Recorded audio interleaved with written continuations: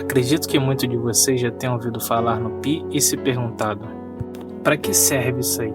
Isso só tem na matemática? E da onde vem esse 3,14? Eu sou o professor Fernando e esse é mais um vídeo do Matemática Desenhada. Primeiramente, você precisa saber que houve uma busca incansável por essa constante. Até porque para você achar um perímetro de um triângulo ou um perímetro de um quadrado é fácil, agora de um círculo já fica um pouco mais complicado. E para quem não lembra, perímetro é a soma dos lados.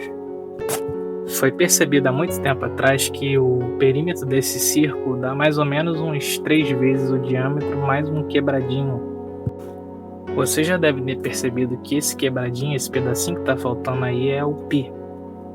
Os egípcios e os babilônios chegaram bem próximos a esses valores de pi. Isso tudo por volta de uns 2.500 anos antes de Cristo. Mas foi Arquimedes que, em 287 a.C., deduziu o valor de π como método da exaustão. Ele começou com um polígono de 4 lados, passou depois para um de 5 e foi assim até um polígono de 96 lados.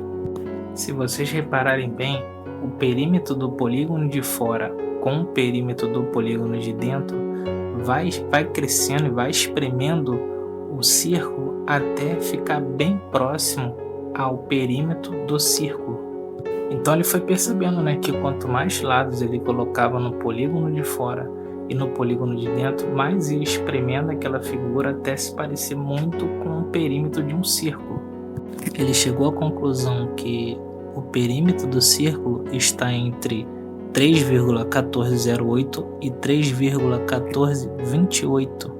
Desde então, a humanidade foi tentando buscar cada vez mais o algarismo dessa constante, pois o π é irracional, ou seja, seus décimos não têm fim. Até que π foi popularizado por Euler em 1737. Esse símbolo aí, π, ele vem de uma letra grega dessa palavra aí, que significa perímetro. Mas então, o que é esse π? Mas antes eu preciso lembrar aqui vocês rapidamente qual é a diferença entre circunferência, raio e diâmetro.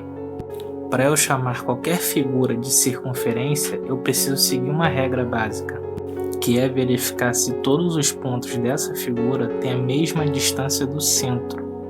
Você consegue enxergar que o ponto B tem 6 de distância do centro A?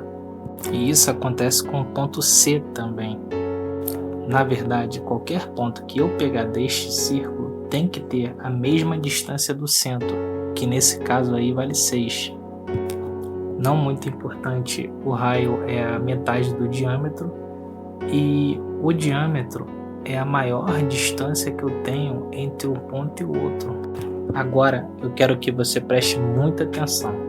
Se você pegar o perímetro de uma circunferência e dividir pelo seu diâmetro, seja de uma bola de gude, de uma bola de futebol ou até mesmo do planeta Terra, esse resultado sempre vai ser 3,1415 e por aí vai, ou então π. Para que isso serve? Com esse número é possível fazer cálculos como da área de um círculo ou de um volume de um cilindro, volume de uma latinha de refrigerante, ou então de um volume de uma esfera.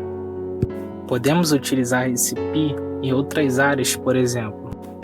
O π está presente na equação de campo de Einstein, em probabilidades com o método da agulha de Buffon, ou até mesmo em GPS. A NASA, por exemplo, usa 16 dígitos do π para conseguir a precisão desejada do seu GPS espacial. Conhecendo um pouco da história do π e sua importância, aí fica difícil não achar esse número fascinante. E se você ainda não é inscrito no canal, se inscreva, pois vai estar me motivando a criar mais conteúdos como esse. Eu sou o professor Fernando e esse é mais um vídeo do Matemática Desenhada.